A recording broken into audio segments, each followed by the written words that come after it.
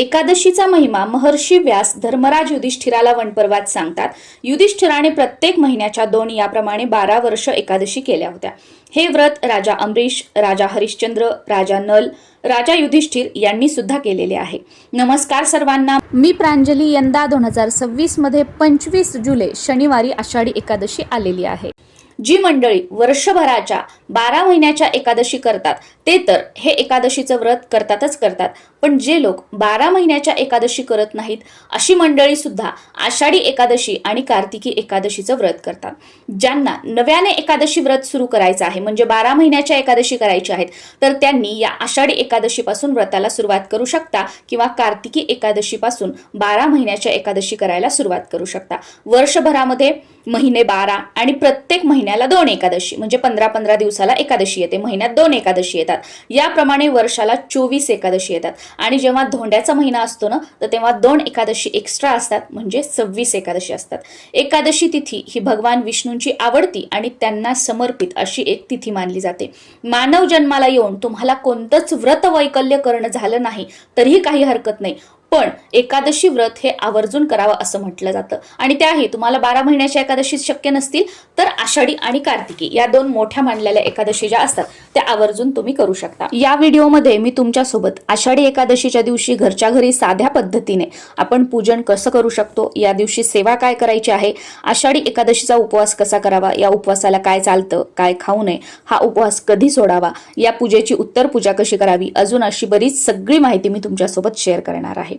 आषाढी एकादशीची पूजा करण्यासाठी सर्वात अगोदर आपल्याकडे विठ्ठल रुक्मिणीची मूर्ती असावी. पण काही हरकत नाही, तुमच्याकडे विठ्ठल रुक्मिणीची मूर्ती नसेल तर कशा पद्धतीने आपण पूजा करू शकतो ते सुद्धा पुढे इथे तुम्हाला व्हिडिओमध्ये दिसणार आहे.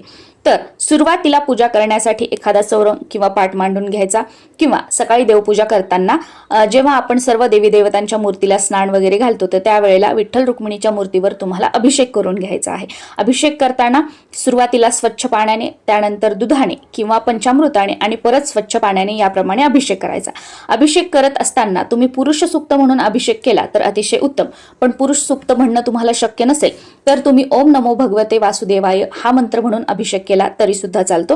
अभिषेक झाल्यानंतर देवघरात जागा असेल, देवघर मोठं असेल तर तिथेच किंवा साईडला एखादा चौरंग किंवा पाट मांडून त्यावर तुम्ही पूजा मांडणी करू शकता. आता इथे तुम्हाला व्हिडिओ दिसतंय त्याप्रमाणे पूजा मांडणी जर आपल्याला करायची असेल तर अगोदर दिवा लावून घ्यायचा आहे. एक तेलाचा, एक तुपाचा दिवा लावून घ्यायचा. दिव्याचं पूजन करून घ्यायचं. त्यानंतर गणपती बाप्पांची मूर्ती घ्यायची. मूर्ती घ्यायची नसेल तर गणपती बाप्पा स्वरूप एक सुपारी तुम्ही घेतली तरी सुद्धा चालेल. ती सुपारी किंवा ती गणपती बाप्पांची मूर्ती तांबणामध्ये सुरुवातीला घ्यायची, त्यावर अभिषेक करायचा. गणपती बाप्पांच्या मूर्तीवर अभिषेक करताना सुरुवातीला स्वच्छ पाण्याने, त्यानंतर दुधाने किंवा पंचामृताने, परत स्वच्छ पाण्याने. आणि मूर्तीवर अभिषेक करताना गणपतीच्या गणपती स्तोत्र किंवा गणपती अथर्व शीर्ष म्हणून अभिषेक केला तरी सुद्धा चालेल, किंवा ओम गण गणपतये नमः हा मंत्र म्हणून अभिषेक केला तरी सुद्धा चालेल. गणपतीचं पूजन झाल्यानंतर 2 विड्याची पानं घ्यायची, त्यावर थोड्याशा अक्षता ठेवायच्या, त्यावर गणपती बाप्पांची मूर्ती ठेवायची. सेम सुपारी तुम्ही घेतली असेल तर ती ठेवायची. आणि जर तुम्हाला विड्याची पानं मिळाली नाही किंवा उपलब्ध होत नसतील तर तुम्ही थोडेसे तांदूळ किंवा एखादी तुमच्याकडे पितळेची, स्टीलची छोटीशी प्लेट वगैरे असेल, छोटंसं तांबण वगैरे असेल, त्यामध्ये गणपती बाप्पांची मूर्ती किंवा गणपती बाप्पा स्वरूप सुपारी ठेवली तरी सुद्धा चालते. त्यानंतर त्या गणपती बाप्पांचं हळदी कुंकू लावून पूजन करून घ्यायचं. त्यांना नैवेद्य दाखवायचा. कोणत्याही फळाचा, साखरेचा तुम्ही नैवेद्य दाखवला तरी सुद्धा चालतं. देवपूजा करताना विठ्ठल रुक्मिणीच्या मूर्तीवर तुम्ही अभिषेक केलेला असेल तर ही मूर्ती इथे पूजा मांडणी करताना तुम्ही थोडेसे तांदूळ ठेवायचे आणि त्यावरती मूर्ती ठेवायची. आता विठ्ठल रुक्मिणीची मूर्ती तुमच्याकडे नसेल तर तुमच्याकडे तिरुपती बालाजीची मूर्ती असेल, विष्णू भगवानांची मूर्ती असेल तर तुम्हाला त्यावर अभिषेक करून घ्यायचा आहे. सुरुवातीला जे स्तोत्र मंत्र सांगितले त्यानुसारच करायचं आहे. आता ही बघा माझ्याकडे आहे तिरुपती बालाजीची मूर्ती, कारण आमचं कुलदैवत तिरुपती बालाजी आहे तर माझ्याकडे ही मूर्ती आहे. तर मी ही मूर्ती पूजेमध्ये ठेवणार आहे, कारण माझ्याकडे विठ्ठल रुक्मिणींची मूर्ती नाहीये. आणि प्रत्येक सणवार वगैरे जे असतात मग सगळेच देव देवघरामध्ये गोळा करून ठेवायचे, हे जमा कर ते जमा कर, असं करायचं नाही. जे आपल्याकडे आहे त्यावर अभिषेक करून तुम्हाला ठेवायचं आहे. आता तुमच्याकडे विष्णू भगवानांची मूर्ती नाहीये, तिरुपती बालाजींची मूर्ती नाहीये, तर आपल्या प्रत्येकाच्या देवघरामध्ये बाळकृष्ण असतात बघा. तर बाळकृष्णांची मूर्ती सेम तुम्हाला तांबणामध्ये घ्यायची आणि ते मंत्रस्तोत्र सांगितलेले जे आहेत विठ्ठलाच्या मूर्तीवर अभिषेक करताना, तर त्याच मंत्रस्तोत्रांनी बाळकृष्णांच्या मूर्तीवर आपल्याला अभिषेक करायचा आहे. पुढे व्हिडिओमध्ये तुम्हाला दिसेलच कसा करायचा तो. तर अभिषेक झाल्यानंतर जी कोणती मूर्तीवर तुम्ही अभिषेक केलेला आहे ती ठेवून घ्यायची आहे. गंध वगैरे लावून घ्यायचं आणि भगवान विष्णूंना तुळस ही अतिशय प्रिय आहे. भगवान विष्णूंची सेवा तुळशी शिवाय अपूर्ण आहे. त्यामुळे या दिवशी आवर्जून तुम्ही बाळकृष्ण असतील, बालाजी असतील, विष्णू भगवान असतील किंवा विठ्ठल रुक्मिणी असतील त्यांना तुळशीपत्र आवर्जून अर्पण करायचं आहे. आणि तुमच्याकडे असेल तर गणपती बाप्पांना सुद्धा तुम्ही दुर्वा अर्पण करू शकता किंवा लाल फुल असेल तर ते अर्पण केलं तरी सुद्धा उत्तम आहे. एकादशीचा उपवास हा दशमी तिथीच्या रात्रीपासून ते द्वादशीच्या सूर्य उदयानंतर स्नान, देवपूजा करून सात्विक जेवण जेवून सोडायचा असतो. दशमीच्या रात्रीपासूनच तुम्हाला तांदूळ म्हणजेच भात किंवा कांदा लसूण नॉनव्हेज हे खायचं नाहीये, हे वर्ज्य करायचं आहे. शक्य झालं तर दशमीच्या दिवशी कितीही सकाळ दुपार संध्याकाळचं जे कोणतं जेवण असेल त्याच्यामध्ये शक्यतो कांदा लसूणचा वापर करू नका. त्या दिवशी भात बनवू नका आणि नॉनव्हेजचा तर विषयच येत नाही. कारण एकादशीच्या उपवासाला तुम्हाला एकादशीचा उपवास असो किंवा नसो तांदूळ जे आहेत ते वर्ज्य मानले जातात. यामागे सुद्धा कथा आहे, शॉर्ट व्हिडिओमध्ये नक्की मी तुमच्यासोबत शेअर करेल. एकादशी व्रताला तांदूळ खाणे म्हणजे नर मांस ग्रहण केल्यासारखं आहे. त्याच्यामुळे भात खाऊ नका त्या दिवशी, घरामध्ये भात बनवू सुद्धा नका कोणाला जर उपवास असेल तरी सुद्धा. आणि इतर महिन्याच्या ज्या 12 महिन्याच्या एकादशी असतात ना त्या दिवशी सुद्धा तुम्हाला ते व्रत नसेल तरीही तांदूळ जे आहे ते वर्ज्य करण्याचा प्रयत्न करा. आषाढी एकादशीच्या उपवासाला तुम्ही भगर, साबुदाणा, वेगवेगळी फळं, दूध, ज्यूस, रताळी किंवा जे काही इतर पदार्थ असतात उपवासाचे ते सगळे तुम्ही खाल्ले तरी चालतात. उपवासाच्या पदार्थांमध्ये हे खावं ते खाऊ नये असं काहीही नाही. पण एकादशीचा उपवास करताना एकादशी आणि दुप्पट खाशी असं मात्र करू नका.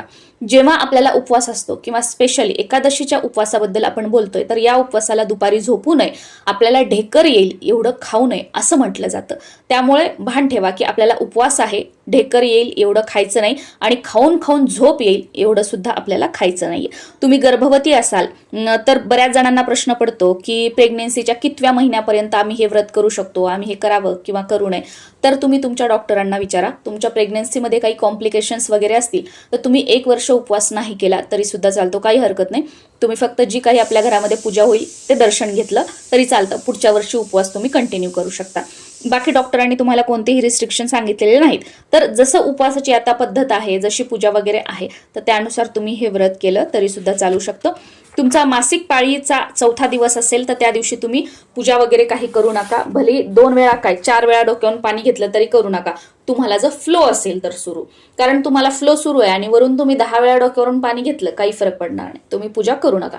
फ्लो जर नसेल तर मात्र तुम्ही 2 वेळा नाव करून पूजा केली तरी सुद्धा चालते. बाकी तुम्ही सुतक असेल किंवा मासिक पाळीचा कितवाही दिवस असेल तर उपवास करू शकता, काहीही हरकत नाही.